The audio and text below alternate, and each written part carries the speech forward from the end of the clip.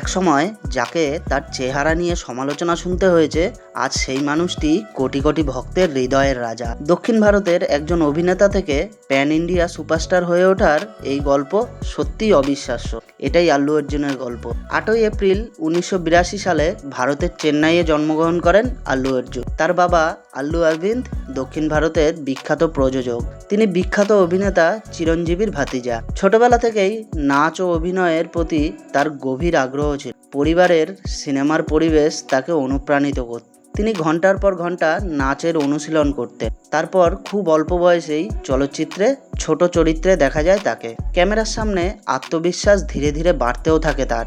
অভিনয়ের পাশাপাশি পড়াশোনাও চালিয়ে যান তিনি। ভবিষ্যতে অভিনেতা হওয়ার জন্য নিজেকে প্রস্তুত করতে থাকেন। তারপর গঙ্গোত্রী সিনেমার মাধ্যমে নায়ক হিসেবে যাত্রা শুরু হয় তার। সিনেমাটি ভালো সাড়াও পায়, নতুন নায়ক হিসেবে নজর কাড়েন দর্শকদের। আর তারপরেই আসে আররা মুভি। এই ছবি তার কেরিয়ার বদলে দেয়। দর্শকরা নতুন এক সুপারস্টারের আগমন দেখতে শুরু করে।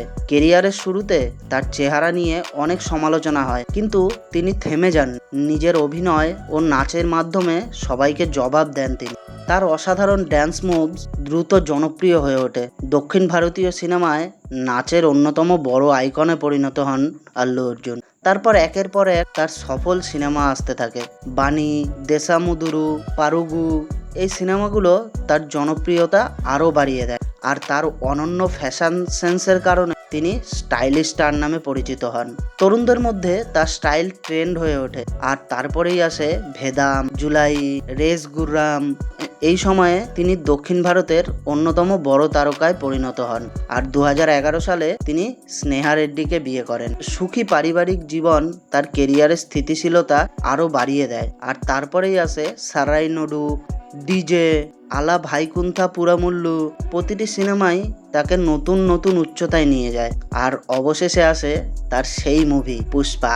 সেটাই তার ইতিহাসের শুরু। পুষ্পা দ্য রাইস মুক্তি পায়। পুষ্পা রাজ চরিত্রটি রাতারাতি বিশ্বজুড়ে ভাইরাল হয়ে যায়। পুষ্পা ঝুঁকে গানেই এই সংলাপটি সাংস্কৃতিক ঘটনায় পরিণত হয়। আর পুষ্পার জন্য তিনি ভারতের জাতীয় চলচ্চিত্র পুরস্কারে সেরা অভিনেতার সম্মানও অর্জন করেন। এটিই তার কেরিয়ারের অন্যতম বড় অর্জন। আর তারপরেই আসে পুষ্পা 2 দ্য রুল মুক্তি পায়। সিনেমাটি বিশ্বব্যাপী বিশাল আলোড়ন সৃষ্টি করে। Allu Arjun pan India superstar হিসেবে নিজের অবস্থান আরও শক্ত করেন।